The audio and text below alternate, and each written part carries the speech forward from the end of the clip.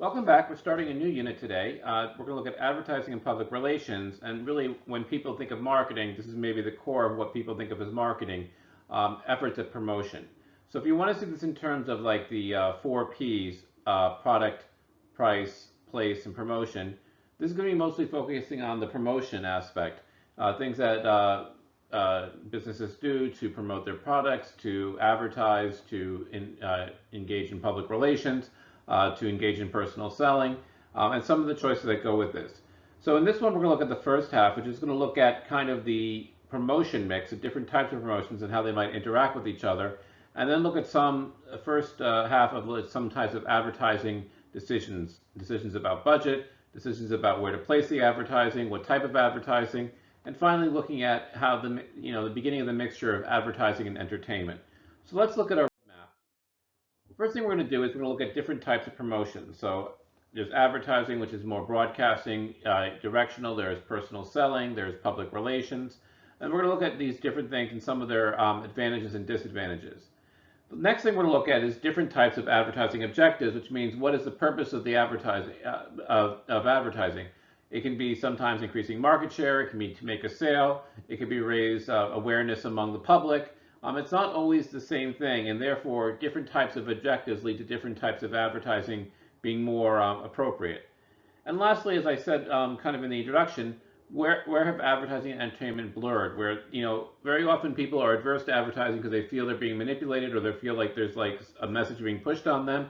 And so what's happened is they've kind of jujitsued it. They've kind of gone indirectly where they've tried to make it seem like more like entertainment or something that is going to make us laugh. And very often you see advertisements where they're not even really focusing on the product itself. They're kind of, in a sense, self-contained entertaining, and then kind of tacking on the name of the product at the end and trying to make an association between the product and something that consumers already like.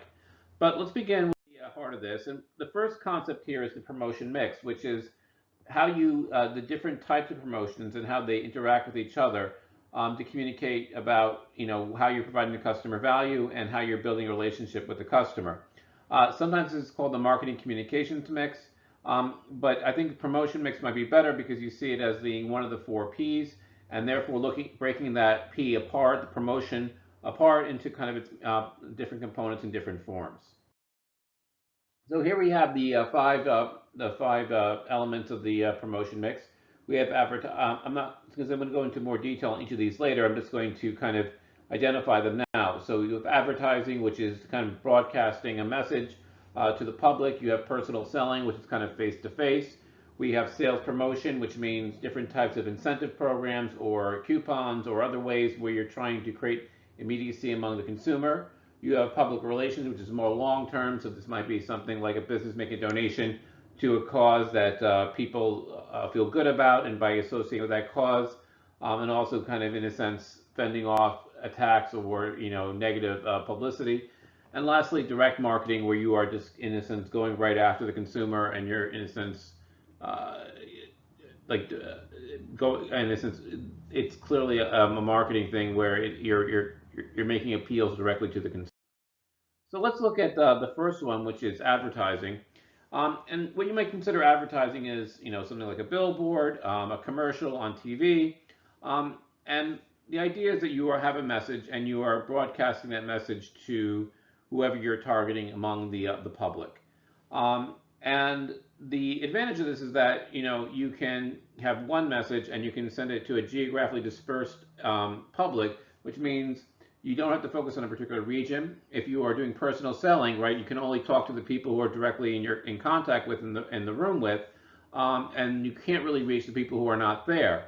By some of these things broadcast, whether it's television, cable, internet, etc., you can reach kind of, let's say, just about everyone, usually at a low cost per exposure to the message, which means if you are broadcasting something on television and commercial, a lot of people are going to watch the program around that commercial. A lot of people are going to see that commercial, and it only costs you the same amount because the cost of making the message is the same and the cost of buying the time is fixed. And as a result, the point is more people watch it, you're going to get more exposures and a lower cost per exposure. The other advantage of this is that you can kind of messages you want to like beat into people's heads.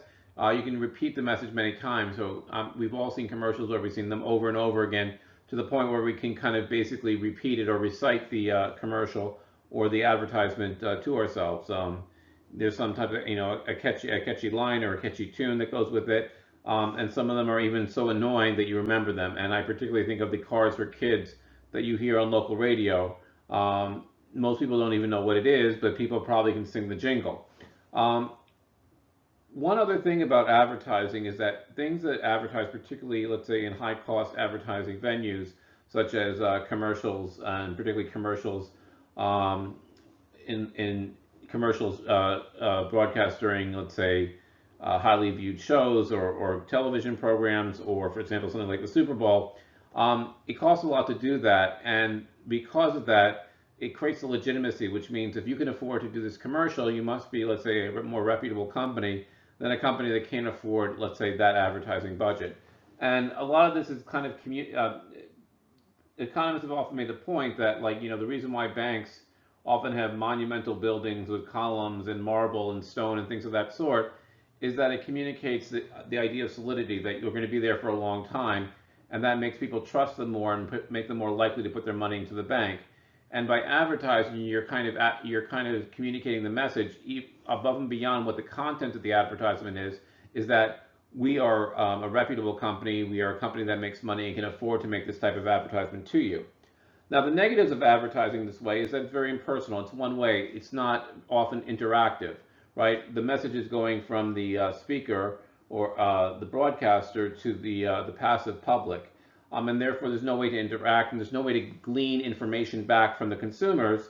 Um, and uh, and the second thing is, if you're doing certain types of media, for example, advertising the Super Bowl, it can be very costly. And so if you want more exposure, if you want a higher profile, the rates go up by the number of viewers you're likely to reach.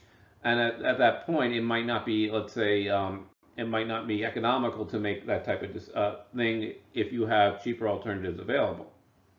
A second corner of the promotion mix is personal selling. And this is where you have a salesperson who makes phone calls, who makes visits, who engages in conversation. So usually this is a personal interaction, usually between a customer and a salesperson. Um, Very often, it's a very effective tool because just like when you do surveys face to face, people find it hard to say no, and they're at least willing to listen to your message, even if, let's say, they're reluctant or they're hesitant to buy your product.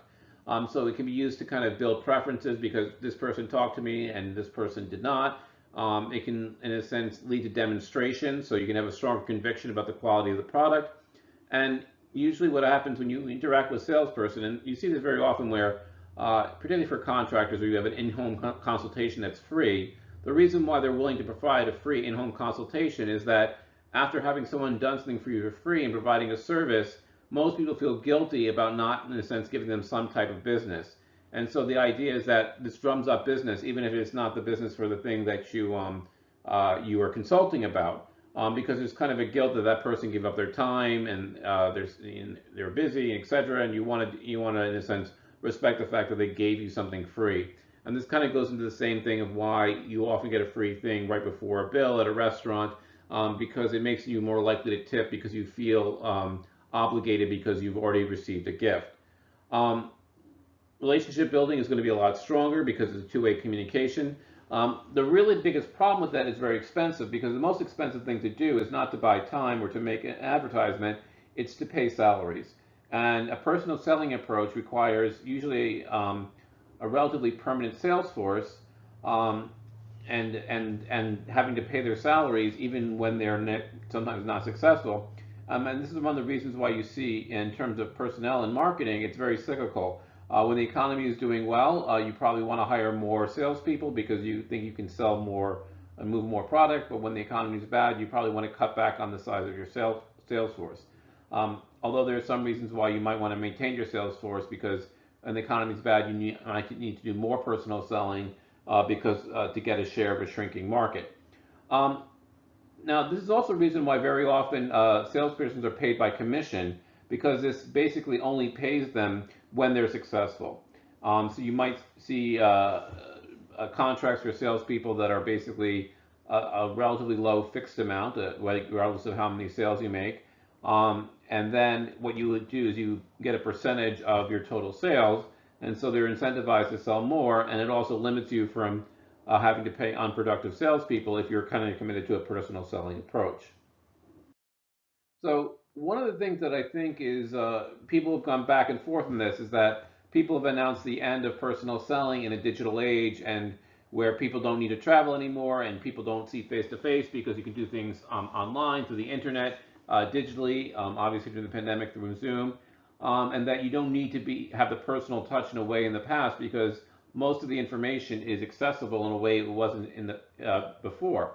However, there's kind of a counterwave of this, which is that personal selling has become even more important because people feel more distance and people don't like interacting with, let's say, call in and digitized representatives or call centers or those things. And when they actually meet a person and they know a person, they get to know that person and their reputation and their commitment and whether they're trustworthy or not has become more important when these contacts become less frequent. And so some people have been able to distinguish themselves for being very good at personal selling, while most people are going for a lower cost alternative by having, let's say, an internet or online or digital presence. So the third corner of the promotion mix is our sales promotions. So these are a variety of different gimmicks. So there can be buy one, get one off. It can be seasonal sales. It can be coupons. It's anything to, in a sense, get the consumer's attention and to kind of, in a sense, create an urgency to buy. So the idea is that, just this week there's 50% off, so you need to act now. And the idea is that if you wait, for something that you might already want, you don't want to wait and pay a higher price, especially when the price is lower.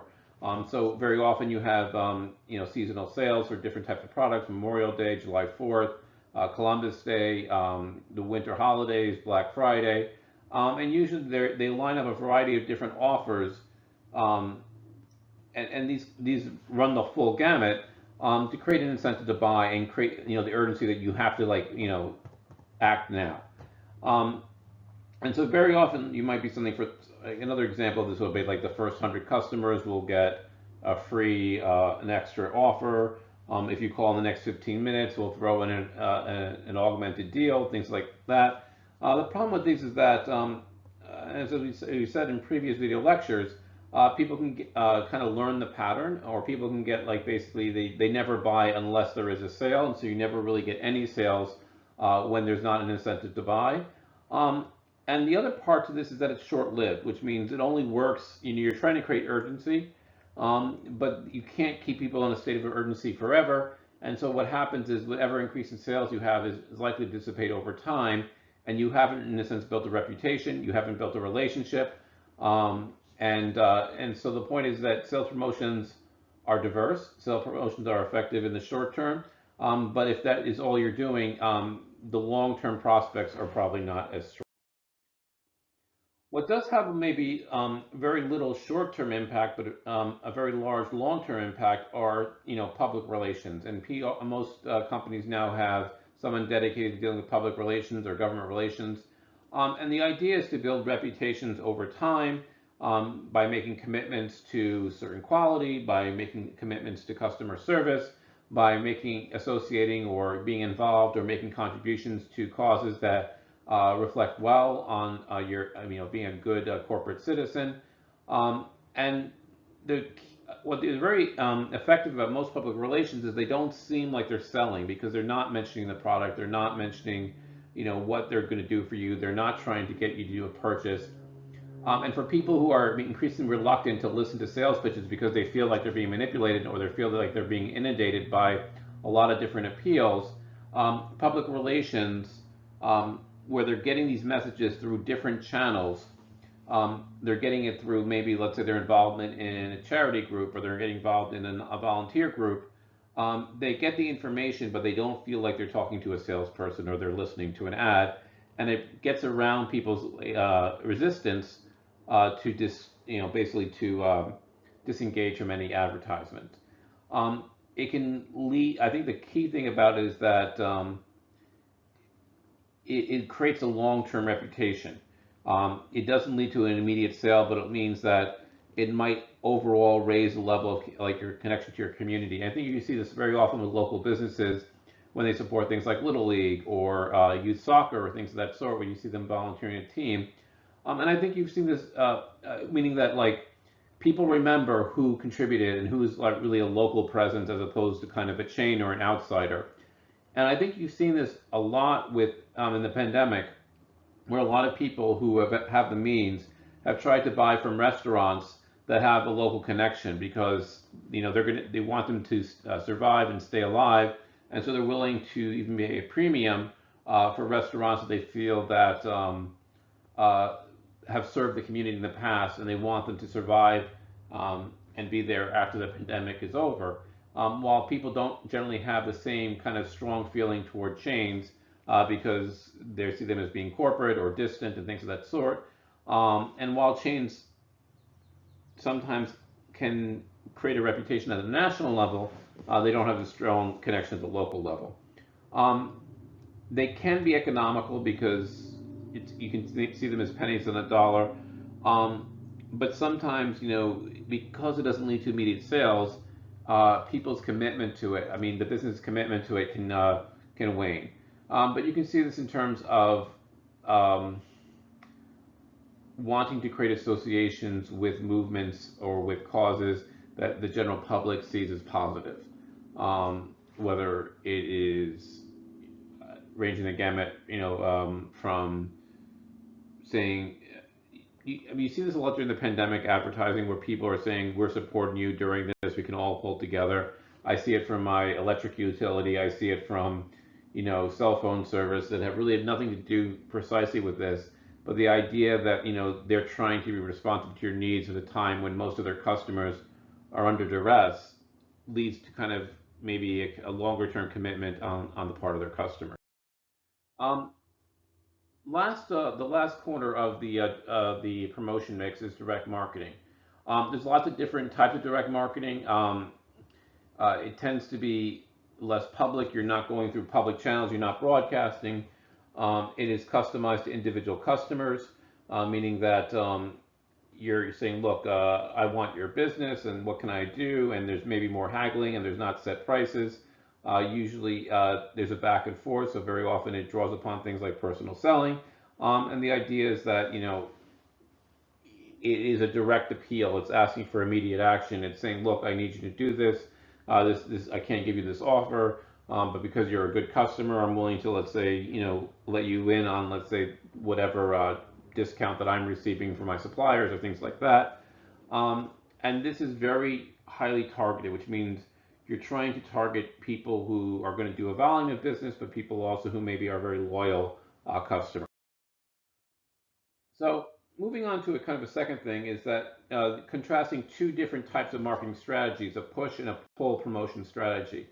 Now, a push strategy is that the producer, the manufacturer, markets toward retailers and wholesalers that we talked about in the last unit, and then they push on the consumers, which means that there's kind of a top-down, let's say, marketing strategy, which means it comes from the main manufacturer. The manufacturer tries to organize retailers and wholesalers to have a consistent message, and that message is then relayed to the consumers. And so it's really the retailers and wholesalers that are interacting with the consumers.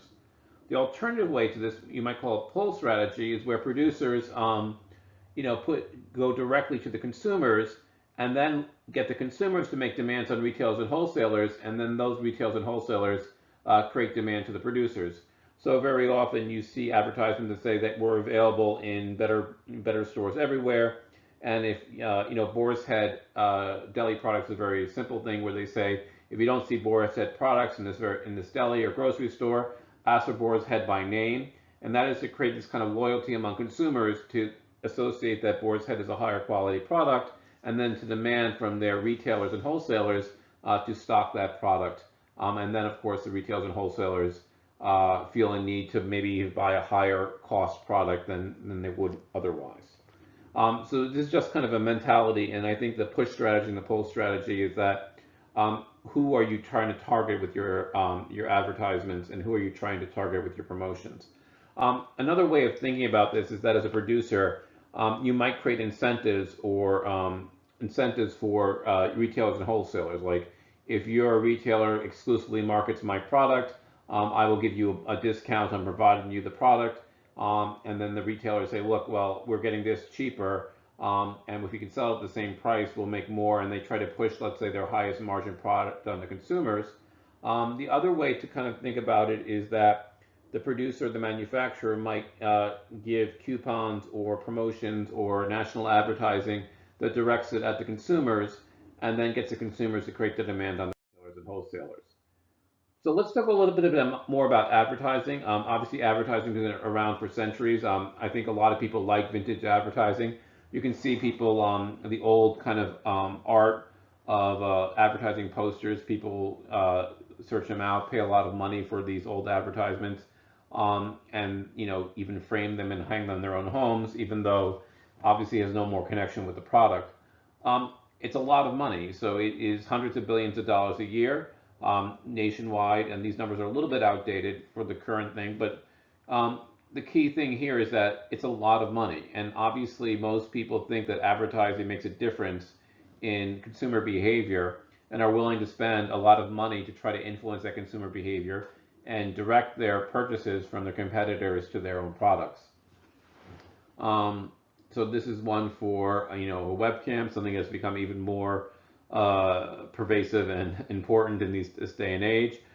Here it's kind of saying that what a webcam can do is allow you to be there when you're not able to be there. So if you're a grandparent or if you are a parent who works, is that you can capture the moments that you maybe are absent for in your child's life.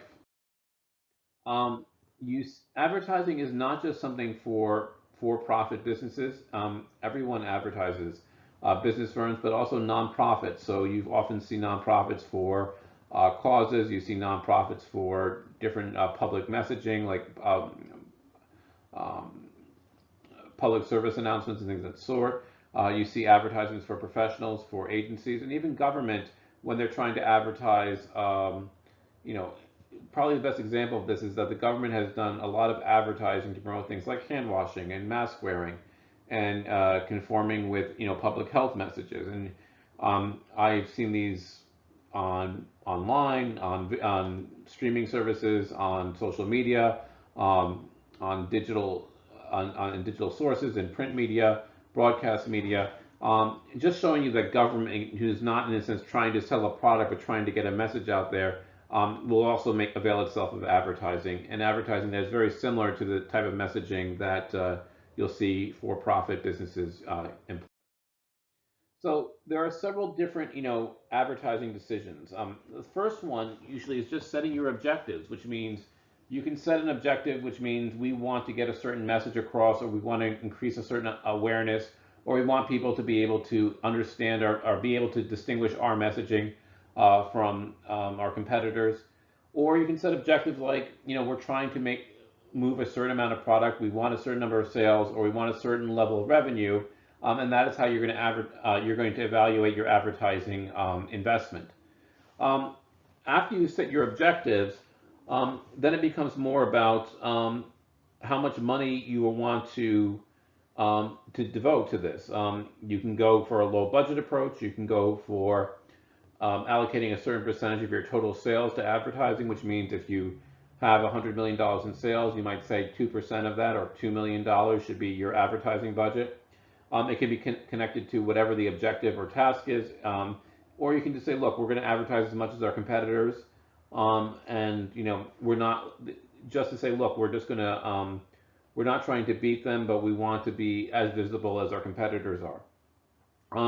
And then you have to make decisions, and you see this very often in PR firms and advertising agencies, is what kind of message it is, and like what message you're sending, what do you want to be associated with your product, how do you get that message out there, how do you execute that message, and then how do you, in a sense, deliver it to the buying public. What percentage of people are you going to reach? How frequently are they going to see this message? And what type of impact is it going to have on them? And we'll talk a little bit more about that in a few slides ahead. And lastly, after you actually have an advertising or marketing campaign, How are you going to evaluate that? Which means, are you going to evaluate it by number of sales, revenues? Are you going to do that by how recognizable your advertisement or product is? So something that might have been obscure before is now seen as something that most people can identify. And then we can talk about what is your return on advertising. So let's talk about advertising objectives a little more closely. Um, an advertising objective is that you're trying to achieve a certain communication task, which means I want people to be able to memorize our jingle. I want people to associate a particular image, our logo, with our product. I want a certain percentage of people to be, in a sense, be able to distinguish us from our competitors or associate us with a certain quality. I.e., everyone knows that we are, let's say, everyday low prices, or everyone knows we are the highest quality producer in the market. Even if you're not making sales, you want to be able to, that you're communicating that point, and that point is reaching, let's say, the general public, or if not the general public, the segment that you are targeting in your marketing. Um, so what you're trying to do with an advertising goal is how are you improving the customer relationship, and how are you communicating what value you'll be able to deliver for your customers. So different objectives can be, things like informative advertising. Maybe you want to let people know what your product is, especially for products that don't exist anymore before. A good example of this is the early iPod, iPad, iPhones. People don't have it. If you go back to a certain point where these are not, let's say, pervasive things and most people don't understand them, you want to be able to explain what it is. Like this is, and explain it in terms of something that they already perhaps use. You can, and skipping down, it can be comparative advertising, which means you can have your product and your competitor's product, and you can talk about the relative pros and cons of those two products and trying to, let's say, make a comparison that is favorable to your product. It can be reminder advertising, especially if you have a well-known product, but a product that maybe people take for granted. You want to just, in a sense, nudge them and remind them that your product is there. And you see things like, for example, well-known products like Tide or McDonald's or a lot of different beer brands. People know what they are. You don't need to tell them what they are, but you do sometimes need to remind them so that they act upon, let's say, that awareness more often. And lastly, even though it's a large category, it's persuasive advertising. You're trying to, in a sense, convince people of something that they don't already know, don't have a conviction about, or something that they don't believe. In a sense, you're trying to change their mind. So here's one ad by De Beers Diamonds, and you know, diamonds are expensive. Diamonds are, a high, cost purchase. Some jewelry is incredibly intricate, elaborate, with a lot of different moving pieces, a lot of different colors, different diamonds, stones, metals, etc. And so what I think De Beers is trying to say is it's less. Very simple diamonds, that it's the diamond itself that makes a difference. And here's just like a diamond, I believe, diamond stud, for earrings. Something that is not very elaborate. It's not, let's say, designed. It is just simply a diamond stud earring. That's all you need. And so what De Beers is trying to say is sometimes, focus on the core, the core thing here. You don't have to, in a sense, be over. And for people who maybe feel like resent things that are overdone, this might be an attractive message to them. Another level of the advertising decision is setting the advertising budget, and there's different ways to decide how much you're going to allocate to advertising. And I kind of mentioned this before when I introduced this, that you can treat it in a simple way like your advertising budget is a percentage of previous sales. So whatever your previous sales were, you devote a certain percentage of that to advertising, and if you make more sales, then you devote more money. If you make less sales, you devote less money. The problem with that is that it can be reinforcing. Sometimes when you're losing, you need to advertise more, and if you do it as a percentage of sales, and you're not doing well, you're going to, in a sense, accentuate that by doing even worse. And the same thing is if you're doing well, maybe you're devoting more money to advertising that is not necessary. You can look for the most affordable method, which means what is the cheapest way to get your message to the greatest reach, the greatest percentage of people in the public. It can be set by whatever your major competitor is devoting. So if they're devoting 10% of their budget, 10% of their revenues toward advertising, then you feel you might also allocate 10% of your revenues, even though those revenues aren't exactly the same.